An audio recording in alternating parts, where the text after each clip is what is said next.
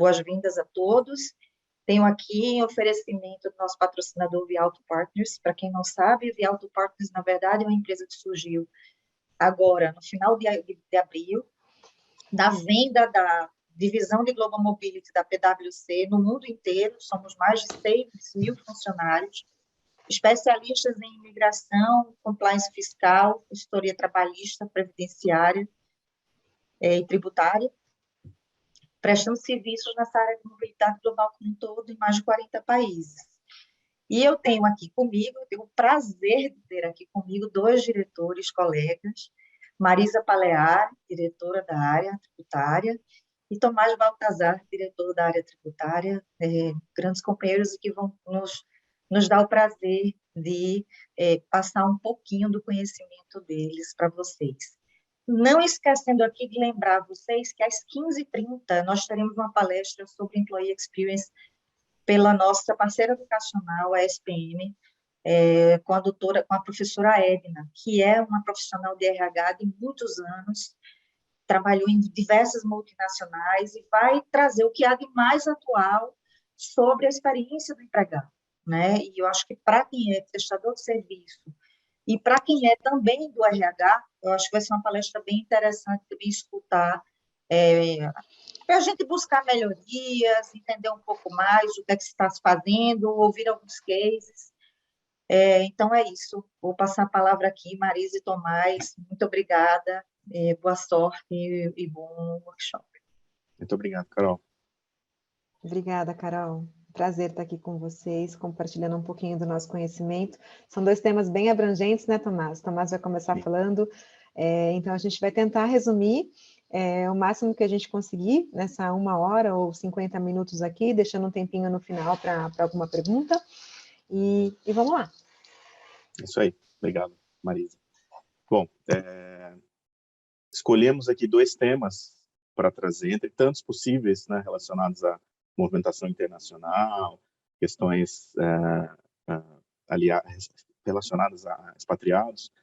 Trouxemos aqui 2 temas para tentar concentrar nessa 1 horinha aqui, que são temas que os nossos clientes nos demandam muito, né, sobre essas questões.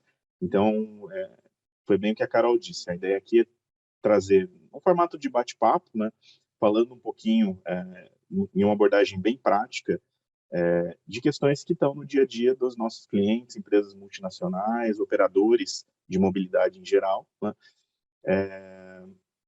Um deles é Global Compensation, né, que eu vou começar falando, e o outro é equalização de impostos, Tax Equalization, que a Marisa vai falar também. Então, a ideia aqui é trazer esses 2 temas através de uma abordagem muito prática, com issues que os nossos clientes nos trazem no dia a dia, tá? Vou compartilhar aqui minha tela com vocês. Então, podem ter significados diversos, né, e muito amplos. O tema Global Compensation aqui, que nós pretendemos trazer, no sentido de pacote de remuneração global em um cenário de expatriação, em um cenário de movimentação internacional, tá? E os desafios relacionados a isso, tá? Então, esse é o tema que a gente pretende abordar aqui, relacionado a Global Compensation, tá? Dentro desse tema. Então, quando a gente fala de Global Compensation, né, muitas complexidades surgem, e talvez a primeira delas, né, a mais concreta e imediata bom, eu tenho sempre uma remuneração base, mas existem inúmeras outras naturezas, como remuneração variável paga em ações, equity, né? E uma das demandas que os nossos clientes geralmente nos trazem é, nesse cenário de compensação global, como é que fica essa remuneração, né? Geralmente as empresas já têm as suas próprias políticas de expatriação e de remuneração, que determinam, inclusive, como vai ser feito o pagamento dessa remuneração, fixa, variável, pagamento em ações, mas isso não significa que a implementação não seja complexa, né? Porque os fatores sempre mudam, quais são os países envolvidos, qual é a situação do indivíduo, tempo de permanência, né? Então, vira e mexe, surgem questões relacionadas a como é que eu trato um pagamento de bônus no exterior para alguém que continua na folha do Brasil, alguém que mantém um vínculo empregatício no Brasil. A gente recebe muitas dúvidas, posso tratar isso com natureza de PLR, para ter os benefícios, né, de PLR. Alguns dos nossos clientes, baseados em estudos, em legal opinions e pareceres, adotam esse tratamento, mas a dificuldade que existe aqui ok, já existe um plano de remuneração, essas empresas geralmente já têm um plano de remuneração muito consolidado, mas a partir do momento em que você tem mais de um país na equação, então você tem um indivíduo que tem vínculo com um país, digamos um brasileiro, indo trabalhar no exterior, e ele passa a ter vínculo com outro país, podem existir diferentes naturezas de remuneração, principalmente quando se fala de variável, né? Você pode ter uma questão de equiparação salarial também, então uma dúvida que surge eu tenho um indivíduo que vai assumir temporariamente uma posição, digamos, nos Estados Unidos. Lá o salário base da posição dele é 2 vezes o salário base da posição que ele tem aqui no Brasil. Devo mexer no salário base dele no Brasil, considerando que o vínculo empregatício aqui vai ser mantido, né? Também são dúvidas relacionadas ao pacote de remuneração que surgem. E a gente vai falar um pouquinho disso, mas de maneira geral, quando a gente está falando de um outbound, né, um brasileiro saindo, o salário base aqui no Brasil não pode ser alterado, né? A gente tem que seguir o princípio da irredutibilidade salarial, então, aumentando o salário nesse momento, em algum ponto no futuro esse indivíduo tende a retornar para o Brasil, e em tese ele receberia o mesmo salário anterior, se o salário base for aumentado, né? Isso inviabilizaria esse procedimento de retornar ao status quo anterior. Tá? Então, em relação à remuneração, tem várias questões, mas elas estão geralmente relacionadas a formato de remuneração ou regulamentação do país de origem e país de destino. Né? Um outro ponto que sempre surge relacionado a Global Compensation. O que deve ser pago no home country, o que deve ser pago no host country, né? Como eu disse, muitas empresas já têm as suas políticas que determinam, dentro dos tipos de expatriação previstas, onde deve acontecer o pagamento, seja no home country, no host country, se é para um short term, se é para um long term, um business traveler. Mas, por outro lado, acima dessas políticas, existem as regulamentações de cada um dos países, né? Então, muitas vezes a gente se depara com situações em que a política da empresa determina que, para aquele tipo de transferência, digamos, de curto prazo, para um determinado país, o indivíduo deve ser pago pelo home country, ou seja, não deve ter nenhuma alteração em relação ao local do pagamento. Por outro lado, o país onde ele vai exercer suas atividades temporariamente exige que seja constituída uma folha de pagamento, até alguns países exigem uma folha de pagamento para que se possa pagar impostos, não tem como pagar de outra forma, né? Então, essa é uma complexidade que tem que ser endereçada, né? E que, às vezes, ela acaba exigindo uma exceção a uma política global, né? Isso é o que a gente mais vê, né? Políticas que são feitas, né, globalmente, que demonstram ali uma intenção de padronização da empresa, mas que exigem exceções caso a caso para que sejam acomodadas questões específicas relacionadas à regulamentação de algum país. Tá? Então, essa dificuldade, esse desafio de se implementar um caso ou uma situação ali que às vezes pode ser única dentro da empresa, em todas as situações, todas as expatriações que a empresa está lidando globalmente, né? Exige uma atenção específica para que, primeiro ponto, vai sair da política, quais são, como eu faço isso, se está fora da política, se é uma exceção, que cuidados eu tenho que tomar no home country, no host country, quando a empresa acaba fugindo um pouco da política por obrigação legal, nesse exemplo aí no host country, né? Uma série de outras questões que estariam endereçadas na política acabam caem em uma lacuna. Então, entender também como a empresa trataria isso, né? São questões que no dia a dia nós nos deparamos, né? Desafios que os nossos clientes nos trazem e que é importante também que se pense, né, num cenário de global compensation, ok? E a empresa geralmente tem uma pretensão de onde fazer o pagamento para cada tipo de expatriação, porém, a realidade da exigência legal, regulatória, de cada um dos países é que deve prevalecer. E aí, quando a gente está falando de pagamento no home country ou no host country, muitas vezes surge também a figura do split payroll, né? Então, se eu tenho um indivíduo que está em um processo de assignment estruturado, não é uma transferência definitiva, é o que a gente está tratando aqui. Ele vai manter um vínculo com o home country e vai temporariamente trabalhar no host country. Muitas vezes, esse indivíduo, ele mantém uma série de interesses individuais, seja porque ele tem contas para pagar, às vezes mantém ainda a família no home country, mas, por outro lado, existe uma exigência em vários países, ou mesmo até, como eu comentei, a política da empresa, de fazer um pagamento no host country, né? Então, nem sempre o cenário pagar 100% no host ou 100% no home é o mais adequado por questões regulatórias ou mesmo para atender a necessidade daquele indivíduo, né? Então, o split payroll é bastante comum e ele traz uma série de complexidades adicionais, né? Primeiro ponto relacionado ao split payroll é uma questão administrativa, né? Não é nada fácil administrar uma parte da folha em um país e uma parte da folha em outro país. Isso exige uma integração que muitas vezes as empresas não estão preparadas, né? Muitas vezes não existe nenhum canal direto, né, entre o operador da folha no home country e o operador da folha no host country, né? Isso faz com que se torne muito difícil a implementação do split, a não ser empresas que já têm experiência, que passaram por isso e acabaram criando esse caminho, né, esse processo. Mas é uma dificuldade que muitas vezes o split é necessário.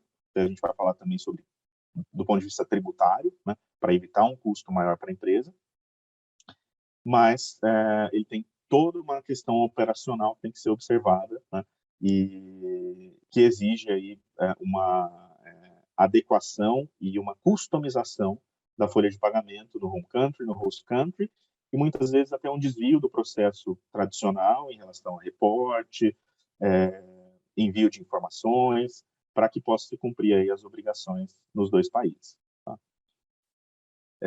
Quando a gente está falando, logicamente, de movimentação internacional, ainda que não seja o ponto principal aqui, a tributação sempre tem um papel importante, né? Logicamente, nenhuma empresa quer, ainda que tenha um interesse, né, em movimentar os profissionais e entendam a importância disso para o negócio, nenhuma empresa tem interesse em aumentar os custos desnecessariamente, né? E a questão tributária numa movimentação internacional é muito importante, né, do ponto de vista da empresa e do ponto de vista individual. O tema que a Marisa vai tratar, de tax equalization, é exatamente para endereçar as preocupações ou o risco de encarecimento da carga tributária individual num cenário de expatriação. Mas, por outro lado, existe também o custo da empresa, né? Alguns formatos de expatriação, eles classicamente estão sujeitos a uma dupla tributação. E, logicamente, a empresa quer evitar isso, não só para viabilizar economicamente aquela transferência, mas também para permitir que exista aí um certo atendimento de budget interno e para demonstrar que a transferência internacional não é, né, um processo que gera só custo, né? Porque o custo é muito fácil de se enxergar. Agora, o retorno de uma transferência internacional, que é intangível, né, fica muitas vezes difícil de justificar se o custo for muito alto, né? Então, essa questão da tributação é bastante importante e tem que ser avaliado para cada um dos cenários qual é a expectativa de tributação. Um cenário clássico, que tem que ser avaliada a tributação, que está relacionado inclusive ao local do pagamento, e aí por isso a gente traz esse tema quando a gente está falando de compensation, de pacote de remuneração, é um assignment do Brasil para os Estados Unidos, né? Então a gente está falando de dois países com uma escala muito grande, um volume muito grande de movimentação, né? E países que não têm acordo para evitar dupla tributação, né? Brasil e Estados Unidos aceita a reciprocidade, mas não tem acordo para evitar dupla tributação. E, por outro lado, existe um fator extremamente relevante, que é uma questão conceitual, né? Então, para o Brasil, o conceito de fonte pagadora é o local do pagamento, de maneira geral, para os Estados Unidos, o conceito de fonte pagadora é o local do trabalho, o local onde são exercidas as atividades. Então, isso faz com que, num cenário de expatriação de um brasileiro, por exemplo, para os Estados Unidos, que, digamos, por uma questão de política da empresa, por exemplo, ou de conveniência, foi mantida a remuneração ou parte da remuneração na Folha Brasil, e esse indivíduo está trabalhando 100% do tempo nos Estados Unidos, vai haver uma dupla tributação de tudo que é pago pela Folha Brasil. Né? Então, o Brasil não vai permitir a compensação de imposto pago no exterior, porque do ponto de vista brasileiro, que é pago pela fonte pagadora, pela Folha Brasil, é considerado rendimento de fonte brasileira, não está sujeito a crédito de imposto pago no exterior. E, por outro lado, do ponto de vista dos Estados Unidos, o tempo trabalhado nos Estados Unidos, a renda equivalente ao tempo trabalhado nos Estados Unidos, é considerada renda de fonte americana, independentemente de onde ela foi paga, por exemplo, pela Folha Brasil, e vai estar sujeita à tributação do imposto de renda nos Estados Unidos, sem direito a crédito de imposto pago no exterior, por se tratar de renda de fonte americana. Então, esse percentual vai estar sujeito à dupla tributação, e dependendo do montante, isso acaba inviabilizando economicamente o movimento. Por isso que, nesses casos, na medida do possível, a gente recomenda que a menor parcela possível da remuneração fique mantida na Folha Brasil, né? Porque o que ficar aqui, que de fato for pago pela empresa brasileira, sujeito a IR fonte, vai estar sujeito também à tributação nos Estados Unidos, gerando aí uma dupla tributação. Continuando aqui, não estou me estendendo muito em cada um dos pontos, é mais aqui uma ideia fazer uma provocação, trazendo aí complexidades, e depois a gente abre para uma conversa mais ampla aí no final. Tá? Outros pontos importantes que têm que ser observados quando a gente fala de compensation no cenário de expatriação. Direitos trabalhistas, né? E aqui nesse ponto também uma dificuldade muito grande de se operacionalizar isso, né? Então, mesmo exemplo aí que eu dei, imaginando um brasileiro indo trabalhar no exterior, voltando ainda para esse exemplo, digamos que ele foi para os Estados Unidos e aí por uma questão tributária, para evitar dupla tributação, optou-se por pagar a maior parte da remuneração através da folha americana, né? Eu ainda tenho exigências trabalhistas aqui no Brasil, o vínculo empregatício é mantido, é uma transferência temporária, né? A empresa brasileira ainda é considerada empregadora. De maneira geral, tem que reportar aqui no Brasil para fins de recolhimento de encargos, principalmente, né, FGTS, a remuneração global, e tem que garantir os direitos trabalhistas. Né? Posso entender, ou de uma maneira geral, né, avaliar se por acaso a tributação, a legislação trabalhista do país de destino é mais vantajosa que a brasileira ou não. Nem sempre isso é o caso, na verdade, na maioria das vezes. Então, precisaria, em tese, garantir para esse indivíduo um terço adicional no mês das férias, eu precisaria garantir para esse indivíduo um pagamento de 13º salário, né, que não pode estar diluído na remuneração anual, ele tem que ser pago à parte, em momentos específicos do ano, e é muito difícil operacionalizar isso quando se tem o pagamento sendo realizado em uma folha no exterior.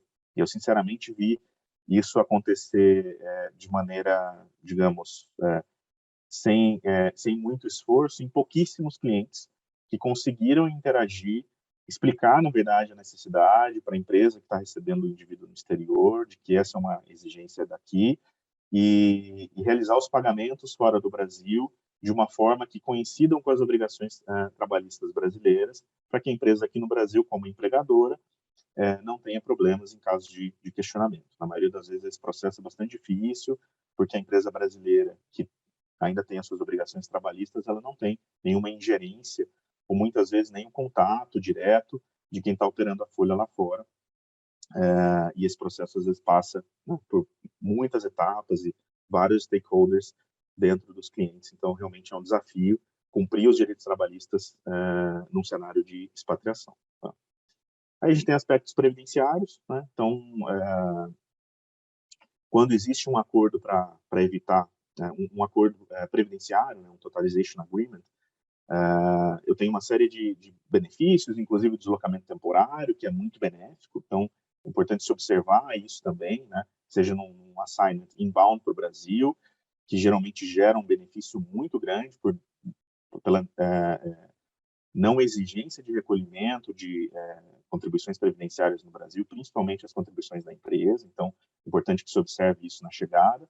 mas também é quando o indivíduo está indo para o exterior, eventualmente são países que têm acordo ou não, e mesmo quando não tem acordo, né? As questões previdenciárias também têm que ser observadas, se o indivíduo, ele, como que eu preciso fazer para manter o recolhimento aqui no Brasil, se eu preciso ter um mínimo de líquido aqui no Brasil, pelo menos para garantir ali o desconto da contribuição do empregado para o INSS. Então, são questões também que estão relacionadas aí à questão de Global Compensation.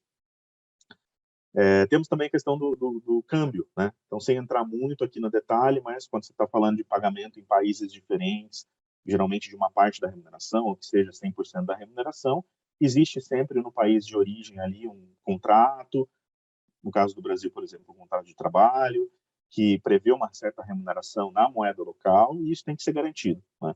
Então, no mínimo, aí a empresa tem que tomar o cuidado para garantir que a remuneração que é garantida para esse indivíduo está sendo paga.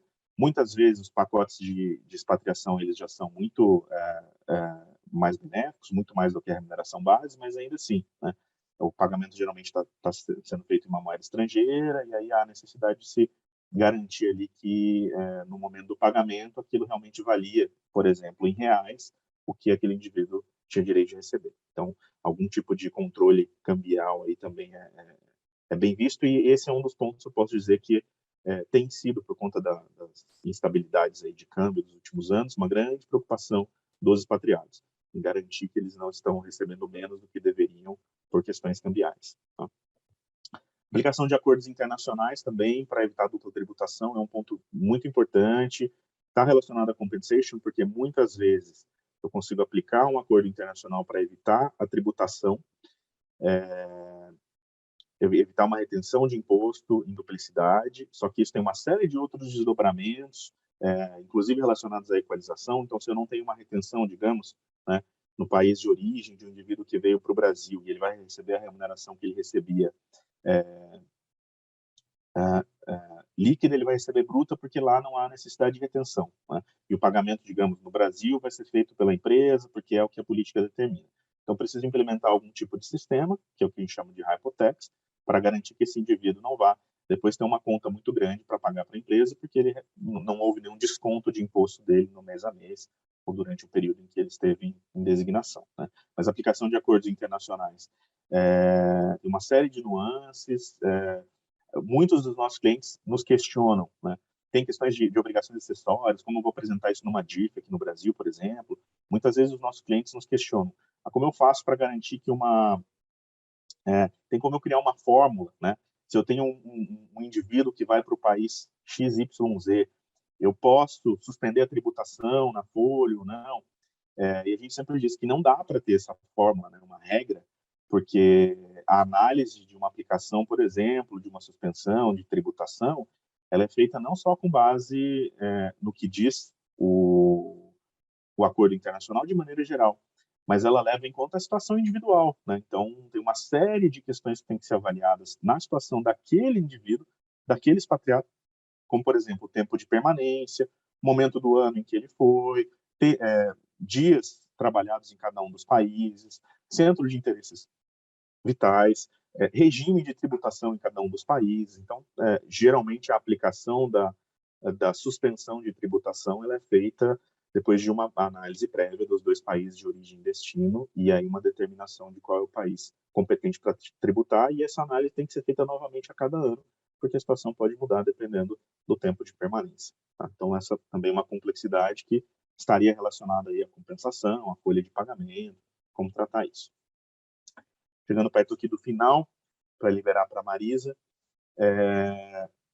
uma outra questão que está muito relacionada a tudo que a gente falou, né? Se eu tenho um indivíduo trabalhando em um país, vinculado a um país de origem, de onde ele saiu e onde ele ainda tem um vínculo, e existe uma folha, eu posso ter o indivíduo recebendo 100% no país, ou 100%, a maior parte da remuneração no país de destino, no host country, mais ainda uma obrigação de se reportar no Brasil, né, por exemplo, né, ou no país de origem, a remuneração dele, ou 100% da remuneração, ou um percentual da remuneração, dependendo da regra, né, que é o que a gente chama de shadow payroll. Né? Então, um pagamento está sendo feito em outro país, mas existe uma necessidade de reporte para fins previdenciários, para fins trabalhistas, recolhimento de encargos.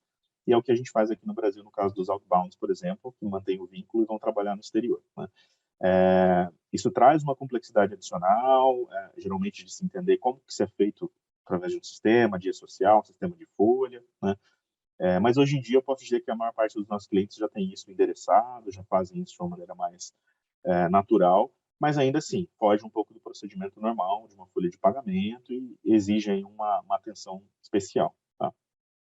Um outro fator que pode alterar ou que tem que ser observado com cuidado é a questão do recharge, né? Muitas vezes eu tenho um indivíduo recebendo pela Folha Brasil, mas ele está em expatriação em outro país, aí por um acordo entre as empresas, o custo fica com o host country, né? Então, em algum momento, talvez não imediatamente, mas em algum momento, o home country, que está fazendo desembolsos em nome desse expatriado, ele vai ser reembolsado pelo host country, que é quem está recebendo os serviços desse indivíduo e quem deveria estar arcando com 100% dos custos. Então, dependendo da forma como esse recharge, né, esse reembolso acontece, da forma como a empresa contabiliza isso pode ter um impacto também na tributação. Então, se é ou não um rendimento de fonte brasileira ou de fonte estrangeira, porque no fim do dia não é a entidade brasileira que está arcando com esse custo. Questões relacionadas à dedutibilidade da despesa também, no fim do dia, despesa de folha, regra geral é dedutível, mas se há um reembolso disso, né, em tese não seria uma despesa dedutível para a empresa brasileira, no caso. Então, uma série de questões específicas precisam ser analisadas também quando existe um recharge, e aí não necessariamente ali o local do efetivo pagamento, da folha de pagamento, implica que aquela é a entidade pagadora, né? Garantia de recursos para despesas correntes. Incluir esse ponto aqui também, porque muitas vezes acontece, a empresa olha só a questão tributária, a empresa olha só a exigência legal ou só a política, mas não para pensar nas necessidades do dia a dia de um indivíduo. Então, muitas vezes o indivíduo ele tem, digamos, no host country, todas as maiores despesas mais relevantes estão cobertas, ele tem a remuneração paga no home country, mas ele tem ainda despesa, ele precisa ir ao supermercado, ele vai ter gastos do dia a dia no host country, e aí por N questões que podem acontecer, ou tem um custo muito alto por utilizar-se de recursos que estão no seu home country, que é onde ele tem a renda disponível, né? Por exemplo, usar um cartão de crédito internacional, ou fazer remessas, que é um outro ponto que a gente ia chegar, né? Essa transferência internacional de recursos, às vezes ela tem limitações, às vezes ela tem restrições e às vezes ela tem um custo muito alto, né? Então, pensar em disponibilizar recursos para as despesas do dia a dia, onde o indivíduo está, dependendo do formato da compensação, do pacote que foi feito, é importante também. Então, a gente não pode olhar só a regulamentação, não pode olhar só a política, nem só a questão tributária. As necessidades do dia a dia também têm que ser endereçadas para que se evite que durante o assign, lá no meio, o indivíduo fique insatisfeito porque ele está tendo um custo com tarifas bancárias, ou ele não está conseguindo pagar contas, porque ele não consegue transferir os valores, ou porque demora muito, ou porque a taxa de câmbio não é favorável, né? Então, é uma questão também que tem que ser endereçada, e muitas vezes os nossos clientes trazem essa preocupação. E um último ponto aqui que eu coloquei ainda relacionado à Global Compensation é a questão de remessas bancárias, né? É um pouco relacionado a esse item anterior, mas se eu vou implementar, ou se a empresa pretende implementar um split ou um pagamento 100% no host, se o indivíduo tem despesas no home, né?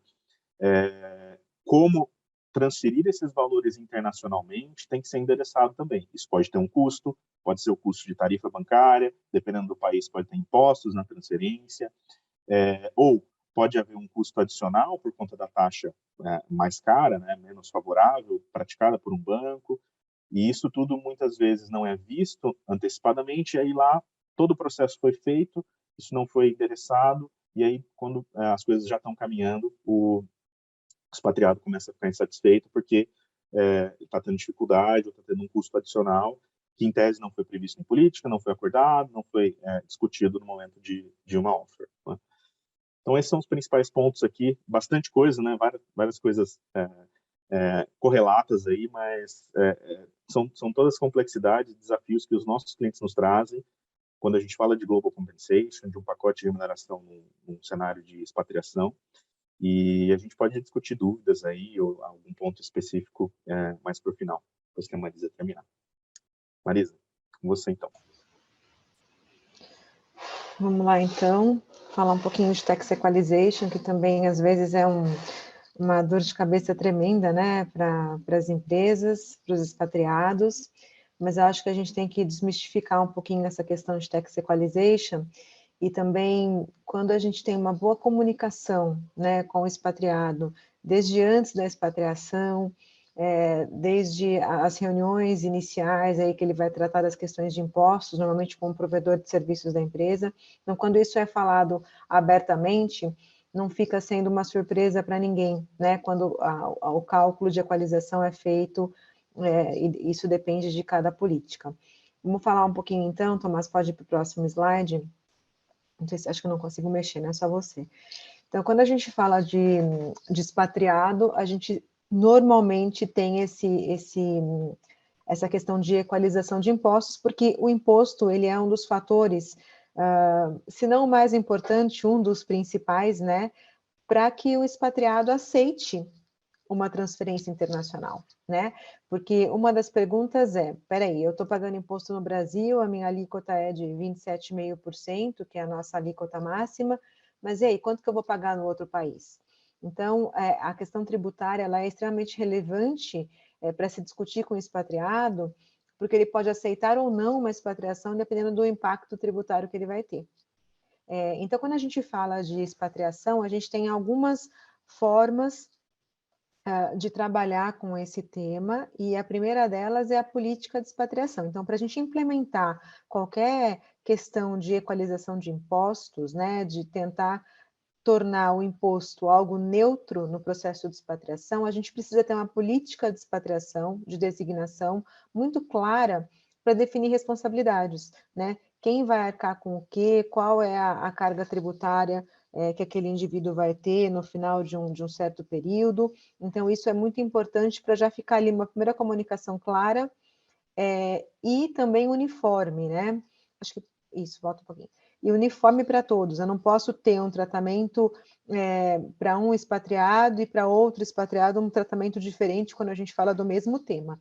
Então, normalmente as políticas elas vão ali dizer qual é o tipo de expatriação, e aí sim podem ter várias formas de expatriação, uma expatriação de longa duração, de curta duração, uma viagem de negócios. Então, as políticas ali elas esclarecem, definem, né, quais são os tipos de transferência e o que cada expatriação vai dar de direito e de deveres para aquele indivíduo que está sendo transferido. A equalização de impostos precisa estar dentro de uma política, às vezes a empresa tem uma política apartada para tratar de equalização de impostos, mas ela é extremamente relevante porque ela precisa ali tratar da questão tributária, né? A manutenção da remuneração líquida, muitas vezes, é uma forma de você lidar com a questão tributária, sem precisar implementar um cálculo anual de equalização, e você dá ali para o expatriado, para o indivíduo que vai ser transferido, uma garantia de que ele vai continuar recebendo a remuneração líquida que ele recebia antes de sair do país. Então, isso também, às vezes, é uma forma muito utilizada, um mecanismo muito utilizado para proteger a questão tributária. Então, às vezes, a empresa acha mais fácil já definir de partida qual é a remuneração líquida e pronto, sem fazer nenhum tipo de ajuste. Mas são formas, e cada empresa, como isso não tem uma legislação específica, né, nos países, dizendo o que a empresa tem que fazer, ela pode ter flexibilidade para criar suas próprias políticas e questões que vão proteger o expatriado na sua transferência. Proteção de impostos, então isso é super importante, porque, lembrando que a expatriação, né, um dos princípios básicos da expatriação é que o expatriado não pode ter lucro ou prejuízo com a expatriação, né? A expatriação ela tem um motivo maior, que vai trazer ali alguns benefícios, sejam para o próprio empregado que está sendo transferido, por uma questão de experiência internacional, ou até de ter algum conhecimento internacional e depois trazer isso para o seu país de origem para aplicar, para desenvolver alguma nova alguma nova área, por exemplo, né? Então, essa questão de proteção de impostos, ela é extremamente importante, porque muitas vezes o país, dando como exemplo o Brasil, que a nossa alíquota é 27,5%. Se ele for para a Suíça, por exemplo, ele vai pagar muito mais, né? A alíquota lá é quase 50%. Então, eu preciso trazer ali algum mecanismo de proteção. Mas, por outro lado, eu posso ter países em que a tributação não existe, a tributação da pessoa física. Tem alguns países em que eu tenho uma tributação favorecida ou considerados os paraísos fiscais, e que a pessoa física não é tributada. Então, de novo, a expatriação não pode trazer lucro ou prejuízo. Então, se ele deixa de pagar 27,5% e paga zero no outro país, ele está tendo alguma vantagem. Então, isso também é uma coisa que tem que ser pensada aí pela empresa quando ela vai implementar um processo de expatriação. E o imposto hipotético, até o Tomás comentou aí quando estava falando de compensação, né, de compensation, o imposto hipotético é uma figura bem conhecida pelas empresas que têm processos de expatriação, porque ele é utilizado exatamente para dar essa proteção, né? A empresa implementa um imposto hipotético, normalmente equivalente ao que essa pessoa pagaria se tivesse ficado no seu país de origem, para dar essa neutralidade na questão tributária. Só que o imposto hipotético, infelizmente, no Brasil, ele não é uma dedução permitida, né? Aqui no Brasil, quando eu implemento uma dedução de imposto, eu tenho que realmente ter esse pagamento feito para algum órgão, né? Então, no nosso caso, a Receita Federal. Então, eu não posso fazer um desconto na folha de pagamento que não seja um imposto devido e real que eu vá submeter para o governo. Então, aqui no Brasil, a gente tem algumas dificuldades para se implementar imposto hipotético, mas tem várias formas de você conseguir fazer isso dentro de um processo de expatriação. Podemos passar. Então, quando a gente fala, né, de equalização, é realmente para garantir que esse empregado transferido não vai ter nenhum prejuízo em termos e nenhum benefício, né, em termos de carga tributária. Então, eu estou falando basicamente de imposto de renda, mas muitas vezes a gente também traz para esse conceito de equalização o imposto, a contribuição previdenciária, por exemplo, o INSS aqui no Brasil, né? Então, é importante que, quando a gente fala de carga tributária, o que a gente paga quando a gente tem uma folha de pagamento regular, pensando no empregado CLT, em termos de tributos, né? Eu tenho a contribuição previdenciária, eu tenho o imposto de renda. Então, normalmente, esses dois tipos de tributo estão dentro do cálculo de equalização. Pode ser que no outro país a pessoa tenha outra carga tributária, por exemplo, os Estados Unidos. Lá não existe só o imposto federal, que seria o equivalente ao nosso imposto de renda, mas eu tenho outros impostos, eu tenho o estadual, eu tenho o municipal. Então, dentro das políticas, é importante também definir quais impostos a política está prevendo em termos de proteção, né? E sobre qual remuneração essa proteção vai ser aplicada. Isso é bem emblemático, porque muitas políticas deixam bem claro que o expatriado vai ser protegido, né? Ou vai ter essa questão tributária garantida e neutralizada sobre a remuneração regular, sobre a remuneração do trabalho, né? Ou seja, outro tipo de remuneração que não seja do trabalho poderá estar sujeita a uma dupla tributação. Então, isso é algo muito, muito relevante, porque, por exemplo, tem países que tributam a renda de forma universal, a maioria deles, na verdade. Então, se eu tenho uma remuneração pessoal, né, além da minha remuneração de trabalho, eu tenho também um aluguel, algum outro tipo de renda, até sobre investimentos financeiros, essa renda passar a ser tributada também no país de destino dessa pessoa. Então, é muito importante que a política já tenha uma definição clara, se a empresa vai proteger apenas os rendimentos do trabalho ou se vai proteger qualquer tipo de renda. Então, isso é muito particular de cada empresa, de cada política, e isso tem a ver com o negócio da empresa, né? Então, não tem uma regra, mas isso pode ter um impacto bastante importante aí na vida desse empregado, dependendo do patrimônio que ele tenha, né? Então, isso é super importante de definir numa política de expatriação. Uma outra coisa é a questão da redução, então, o fato de reduzir a carga tributária, né? Então, ele pagar menos imposto pode fazer com que ele tenha que pagar, em algum momento, equalizar essa tributação. Então, de novo, usando o nosso Brasil como exemplo, né, como parâmetro, se eu tenho aqui uma alíquota de 27,5%, eu vou passar a pagar uma alíquota menor, então, num cálculo de equalização, normalmente a pessoa vai pagar os 27,5%, que seria a carga tributária que ela pagaria se tivesse ficado no Brasil, né? Então, é para garantir realmente que ele não vai ter nenhum benefício por conta da expatriação. Pode passar para o próximo, Tomás. Aqui a gente fala um pouquinho da questão de documentação, né? Então, quando a gente fala de um cálculo de equalização, o que a gente precisa analisar para chegar num número, né? E esse cálculo, normalmente, tá? Ele é feito pelo provedor de serviço, quem apoia a empresa com essa questão, porque o RH pode fazer? Certamente pode, alguns RHs ficam com essa responsabilidade, mas é importante que tenha alguém neutro no processo, para olhar o processo de fora e fazer esse cálculo, para mostrar realmente para aquele empregado que não está tendo nenhum interesse da empresa, né? É exatamente alguém de fora para mostrar o motivo desse cálculo e para trazer essa neutralidade no processo em termos de tributação. Então, um dos principais pontos é analisar a política. A gente precisa conhecer a política de expatriação da empresa para saber o que ela define em termos de equalização, né? Se tem equalização ou não, qual a renda que vai ser equalizada, quais são os critérios para você fazer o cálculo de equalização. Depois a gente vai analisar os pagamentos, e aí entra também o que o Tomás comentou, que em muitos casos, quando a gente fala de Global Compensation, eu tenho ali formatos diferentes para fazer o pagamento desse expatriado, né? Então, eu posso pagar uma parte no Brasil, uma parte no exterior, 100% no exterior, isso vai mudar um pouco de acordo com o país, de acordo com a empresa.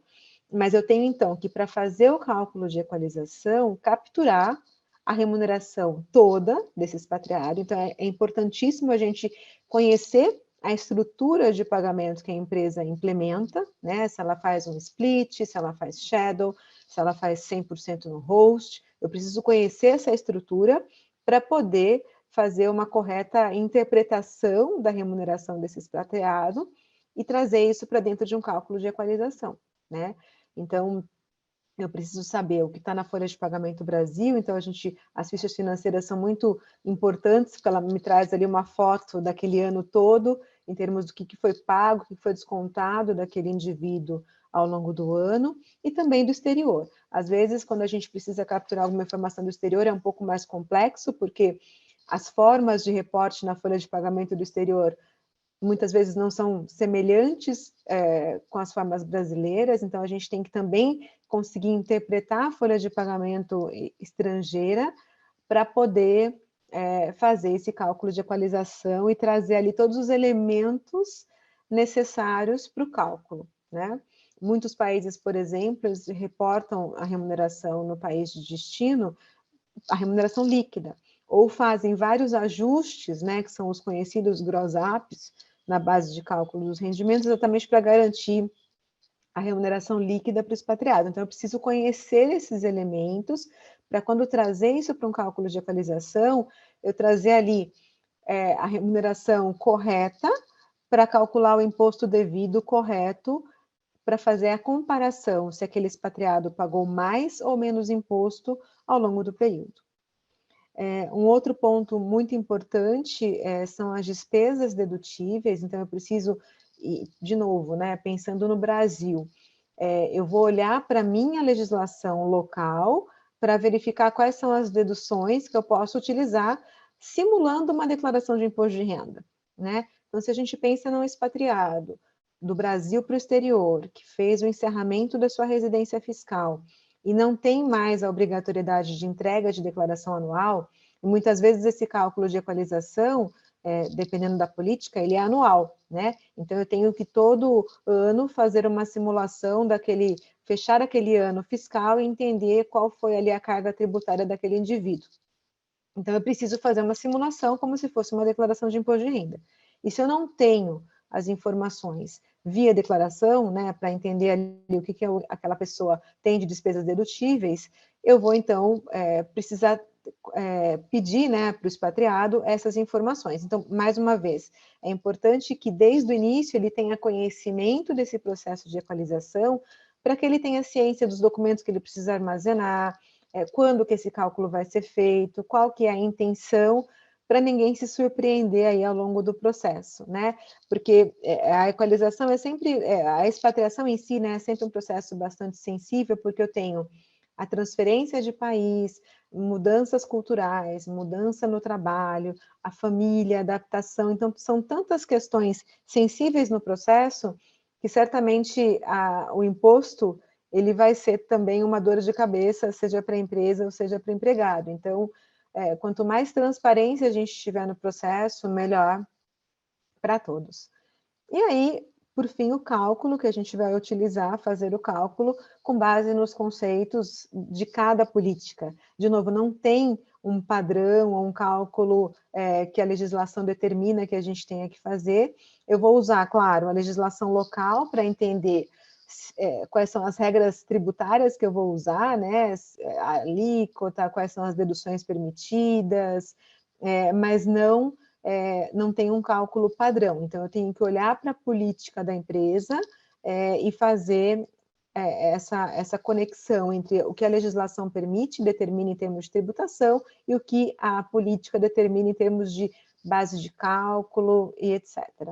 Então, esses são os documentos normalmente requeridos num processo de equalização. Ele normalmente é feito uma vez por ano, mas eu tenho políticas diferentes que podem impedir que eu faça isso no ano no primeiro ano de expatriação e no ano do retorno, só no ano do retorno, então depende muito realmente de cada política. Passando para o próximo, que eu quero deixar um tempinho para a gente aí abrir para perguntas, tanto dessa parte de equalização, como também a parte de Global Compensation, que o Tomás comentou, mas aí é só um exemplo, né, da balança, que é o resultado do cálculo. Então, lá no final, quando a gente faz esse cálculo, infelizmente a gente não vai ter tempo para mostrar um cálculo aqui, né, mas qual que é o conceito no final do dia que a gente vai interpretar? Se aquele expatriado pagou mais imposto do que deveria ou não, né?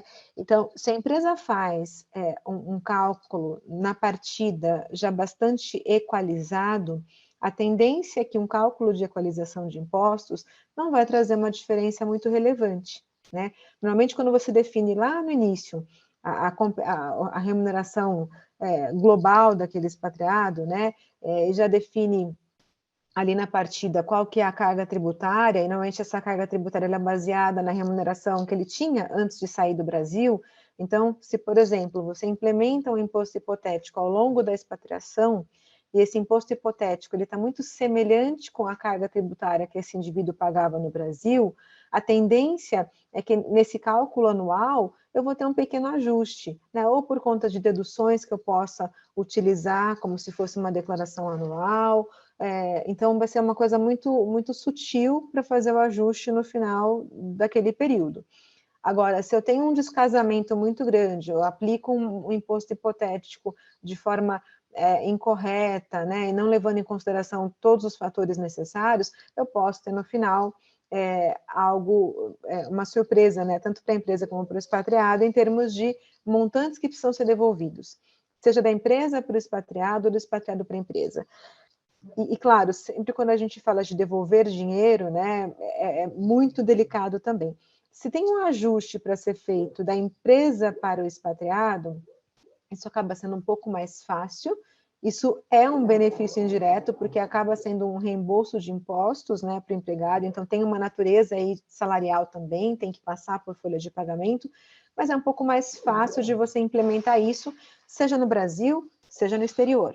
Agora, quando a gente fala do empregado fazer uma devolução para a empresa, é sempre mais delicado, né? Então, aqui no Brasil, a gente tem algumas restrições para você implementar esse tipo de desconto em folha de pagamento, então acaba ficando mais difícil. Então, por isso que é muito importante fazer o planejamento lá de toda a remuneração, né, levar em consideração a questão tributária, para que o cálculo de equalização não seja uma dor de cabeça, seja para o RH da empresa ou para o expatriado.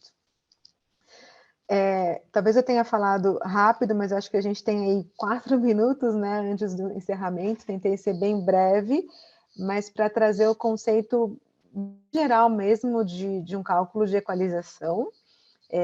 E aí a gente, então, abre agora para perguntas. Se alguém tiver alguma questão, seja para mim ou para o Tomás, podem usar esse finalzinho aí para esclarecimento de dúvidas. A gente fica à disposição. Obrigada, Marisa, Tomás. Eu queria fazer aqui uma observação que, a princípio, né, quando nós organizamos aqui o Summit, pensávamos em fazer um workshop com 2 horas, mais robusto, com a possibilidade de a gente até mesmo fazer um breakout rooms para poder a gente realmente, né, chegar mais junto das pessoas.